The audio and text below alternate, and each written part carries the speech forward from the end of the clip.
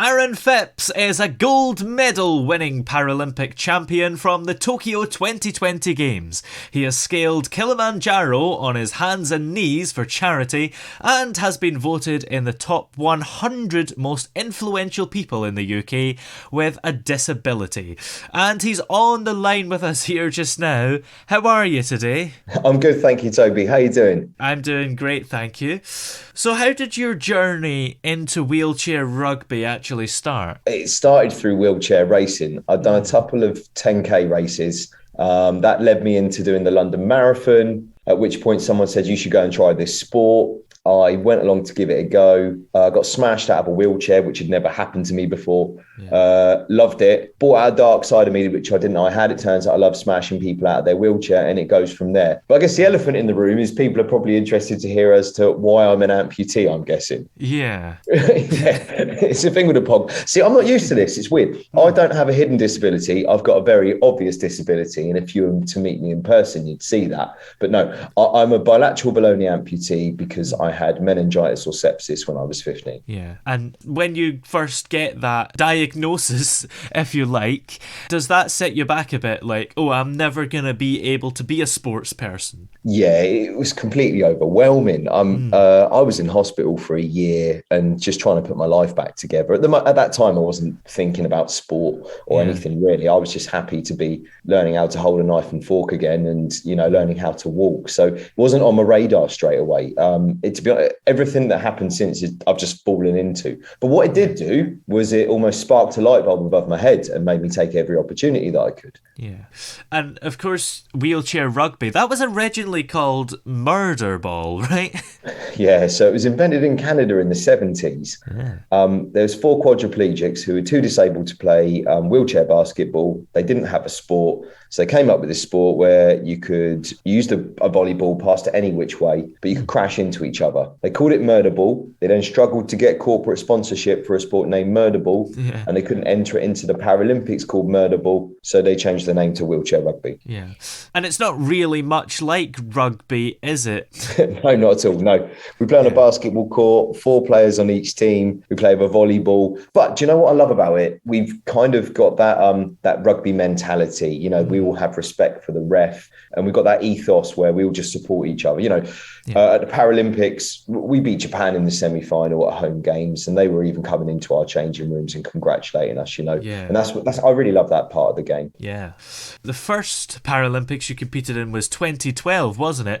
What was it like competing in the Paralympics in your own country? Oh, it was amazing. It was like we were movie stars for a few weeks. Yeah. It was unreal. It was the hype around it, the way that it just built up and up and up. And we just did it so well, didn't we? Yeah. Everyone still remembers those games. People I speak to now, I went when I was a kid, or my parents took me, or parents took their kids. Everybody, their eyes light up when they talk about it even now after all these years. And I don't think there's many events that, people would say I went to that and it was cool, but not like that. The way that people are still buzzing about it now, all these years on. Yeah. In terms of the Paralympics, we nearly sold out the entire event, which was phenomenal. That never happened before. Yeah. And there seems to be this consensus, isn't there, that the London Paralympics were a game changer.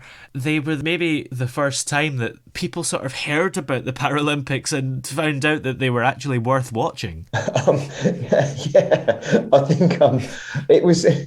Well, a couple of things happened. We invented it. It was invented in Aylesbury at Stoke Mandeville. So we invented it. So they like the Olympic torch, over in Athens, but the Paralympic torch is lit in Aylesbury, and I really like that about it. So I think we get it in that sense. But we nearly sold out the whole event, and Channel 4 winning the rights, they put on those amazing adverts, which was just phenomenal. Yeah, absolutely. And what part of those Paralympics were you the proudest of? Probably the way that the country came together in that time. I mean, in terms of my sport, we came 5th, so let's not talk about that. But the way that the country came together, And I think we now live in one of the most inclusive countries in the entire world now because of that games. Yeah. And, you know, things like programs like the Last Leg, that wasn't a thing before London. You know, it just changed perceptions of disability overnight. And to be part of that journey that's continued since that moment has been really humbling, to be honest. Yeah, absolutely. And as well, Great Britain as a team, for whatever reason, we actually do a lot better in the Paralympics than the Olympics, don't we? Well, both teams do really well. We're smashing it in the Olympics and the Paralympics. Yeah. But Paralympics GB, yeah, we are particularly good. Yeah. We are particularly good. I don't, you know, I can't tell you why that is, but yeah, we're winning medals left, right, and centre. We're way up on the table. So yeah, it was brilliant. Yeah. Last year in the 2020 Paralympics, which were held in 2021, you were part of the team that won the gold in wheelchair rugby. Did you expect to go all the way and win? No, we were ranked 5th in the world. No European team had ever won a medal in the rugby. Wow. If I'm being honest, I would have been over the moon with a bronze medal. So to go all the way in the way that we did was like something out of a fairy tale. And you know, it was a whole lot of hard work, planning, preparation, performance. Everything just came together at the right time for us. Yeah. And we just had that belief that we could do it. And yeah, everything that's spun off after that as well. It's just been the most amazing 6 months, to be honest. Yeah, absolutely. And how was preparing for it? Because I suppose you would have presumed it was going to actually happen in 2020. And then it didn't. Did that make things a lot harder? Yeah, it did. We, you know, look, I will just make a point here. I'm only talking about sport. You know, with the pandemic, for anyone who lost a loved one, etc., this is insignificant. But I'll tell you my story. So I just like to make that point before I say this. Of course. You know, my entire lifestyle, or not lifestyle, my entire life was built around peaking at that games in August. You know, everything I was doing, you got this performance focus where every decision you're making, you know, is this going to make me better at playing wheelchair rugby? And you're kind of on a knife edge and you're building up towards this huge event. So when it got cancelled, I was really lost. I mean, you don't just cancel the biggest sporting event in the entire world. It doesn't happen. It just happens every 4 years like clockwork. Yes, please. So it was just, well, we all lived through it. It was just so unusual, wasn't it? Yeah. And I had to kind of take my foot off the gas for a while, and we went back into training, and that was really peculiar because we were wearing masks and things, and we're on our own in the court to start with, and it built up as it did. But the way that Japan put the games on in the middle of a pandemic was phenomenal. Like, you know, it obviously wasn't as good having the crowds there. It was never going to be, but what they did, considering the circumstances, was unbelievable. Yeah, definitely. Now, what would you say is the biggest thing that you've learnt from your teammates? That's a good question.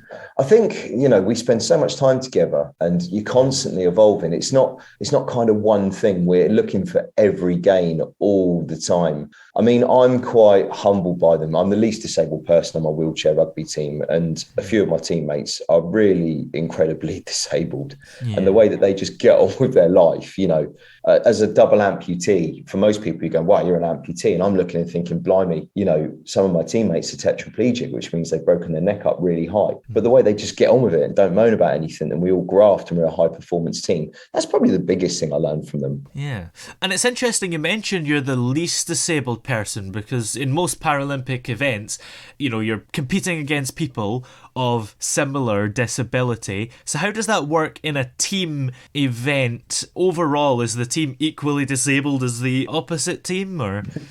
Yeah, we are. So you have to go through the classification process. So you go in front of a panel of professionals, normally volunteers that give up their time, but they're kind of doctors, physios, OTs, nurses, etc., like clinical professionals. And they will look at what you can and can't do with your body. So as a kind of rule in our sport, I would be the least disabled in wheelchair rugby, but I would be kind of the most disabled in wheelchair basketball. So wheelchair basketball is kind of a step up. You could play that as like a single leg amputee, but in wheelchair rugby, you have to have a disability in 3 or 4 limbs to be eligible. So, you know, there's some people that it's quite sad, but they'll go through classification and they will say, I'm sorry, but you're not able to play this game. You're not disabled enough. But there has to be a cut-off, you see, to make it consistent across the board. So yeah, each team has a set of players with different disabilities. You're all given a set of points. You You carry more points if you're less disabled. You carry less points if you're more disabled. Yeah. So I wonder, is there somebody that really wants to play wheelchair rugby? Can you just advise them don't cut off your limbs, because it's not really a good idea, is it? No, they can still play for fun. I mean, they wouldn't be able to play in the Paralympics. You know what? This is another lovely thing about our sport. So I see it now where you've got, club teams, and there'll be a young person who'll come along to play with the squad, and their able-bodied brother or sister will jump in a chair and play with them and train with them, because you can. Once everyone gets in a wheelchair, it doesn't matter. It just becomes sport. Of course, they'd never be able to compete at the Paralympics, but why not? And I think that's the mindset of people now, and it hasn't always been like that, and that's brilliant. Yeah, absolutely. Now, another really cool thing you did was you climbed Mount Kilimanjaro on your hands and knees, literally.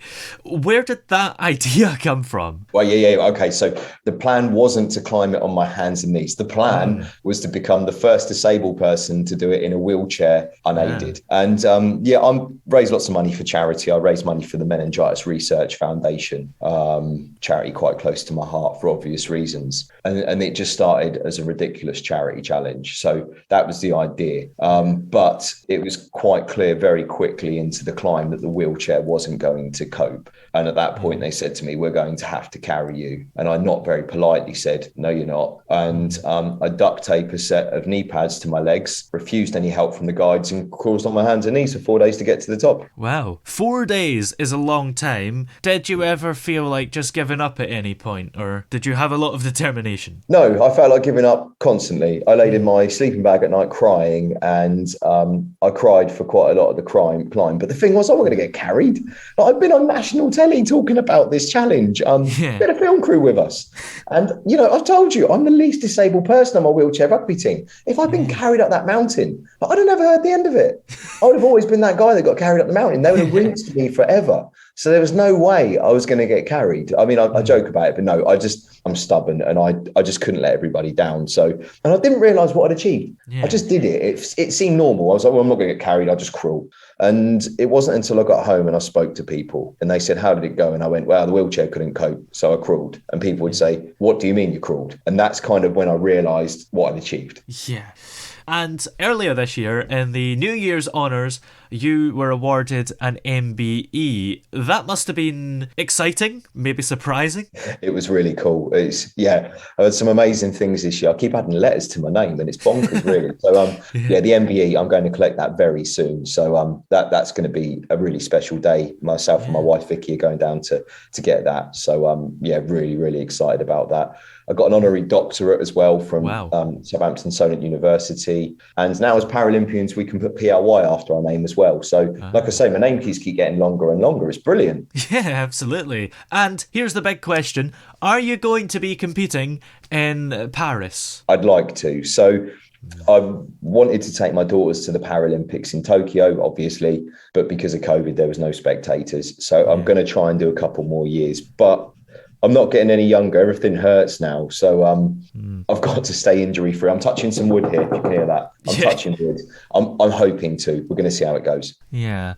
And are there other events that maybe you can compete in before the Olympics? Because I know the Commonwealth Games are coming up, but they don't do wheelchair rugby there, do they? Our cycle always continues. So we're playing games quite a lot of the time. We go off to sort of friendly tournaments where we're playing against other countries and things.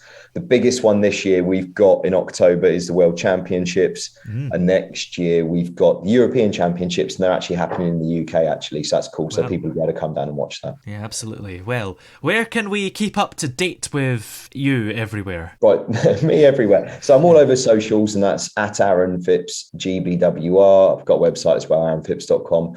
In terms of wheelchair rugby, if people want to give that a go, the best place is the Great Britain Wheelchair Rugby website, which is gbwr.org.uk.